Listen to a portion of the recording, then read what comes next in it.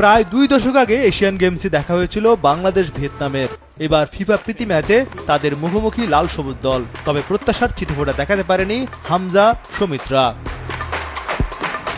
পুরো ম্যাচে বাংলাদেশের অর্জন কেবল গোলকিপার মেহেদী হাসান শ্রাবণের পারফরমেন্স। ম্যাচের 15-16 মিনিটে দুটি নিশ্চিত গোল প্রতিহত করেন এই গোলকিপার। বাংলাদেশের আক্রমণ বলতে 20 মিনিটে ফয়সাল ফাহিমের অন টার্গেট শট, তবে সুযোগ কাজে লাগাতে পারলেন না ফাহিম প্রতিপক্ষের গোলকিপারের জন্য। ফিফা র্যাঙ্কিংয়ে 103 নম্বরের দল ভিয়েতনাম, বাংলাদেশ 181 নম্বরে। মাঠের পারফরমেন্সেও আকাশ পাতাল পার্থক্য দেখা গেল। হামজা ছিলেন নিজের ছায়া হয়ে। Presenting Walton Crystal Series. Switch to premium. Switch to Crystal. হ্যানয়ের হ্যাংডে স্টেডিয়ামে মাত্র 8 মিনিটে বাংলাদেশের জালে বল জড়ায় স্বাগতিকরা। কর্নার কিক থেকে পামতুয়ানের শট জালে জড়ানোর আগে বাংলাদেশের ডিফেন্ডার জায়ানের পায়ে লাগে।